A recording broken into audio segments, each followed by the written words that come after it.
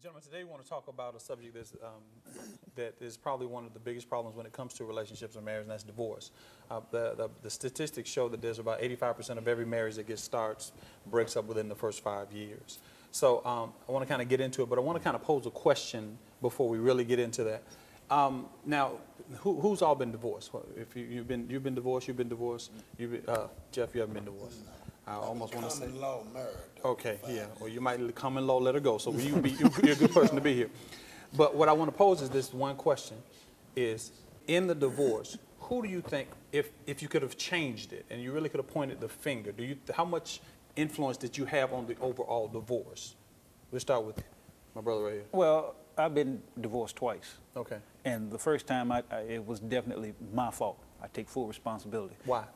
Because you should handle things differently. You know, when you're young and you're immature, like I say, you get married at a young age because you have this idea of what marriage is supposed to be. And when it's not like that, then you choose, well, I'll just do something different. Okay, pause. But you can get a little deeper. A little deeper. Oh, sure. What exactly was the thing that you... I cheated on my wife. Okay. I'm gonna say I cheated on, and it's like, and if I had to do it over again, I would handle it differently. I mean, the first thing I would do is I will leave her first. Believe me, I'll leave you first, and then I'll get on with my life.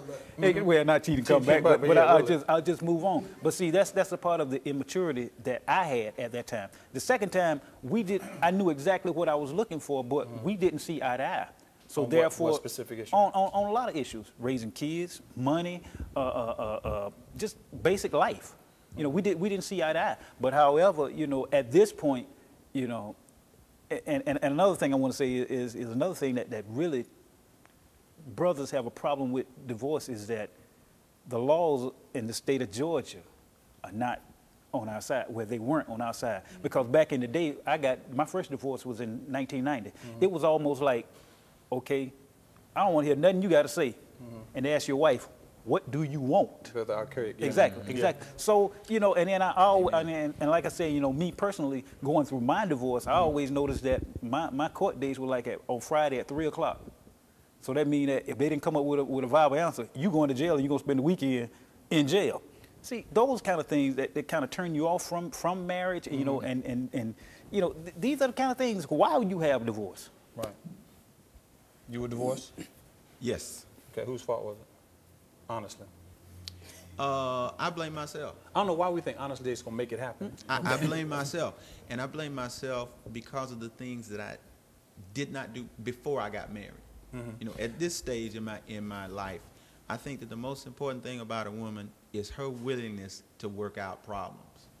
Before I got married, I did not find out how much of a problem I was going to have trying to work out issues. I don't care what the issue is. If the issue is who washes the dishes, I'm real sensitive to how we work that out. Right. You know, and those little things are the things somehow that just seem to just blow over and cause those problems.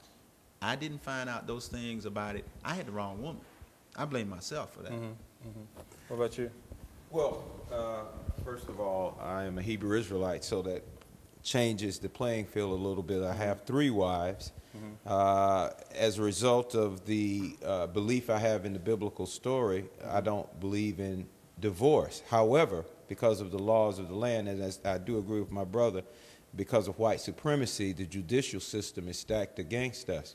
Now, the one thing that helped me, and my wife and I, she had enough intellect for us to not allow the lawyer to get all the money. Right. We made a mutual decision, and she planned to get alimony and everything, but what she did not plan on is my eldest son saying that he wanted to live with me.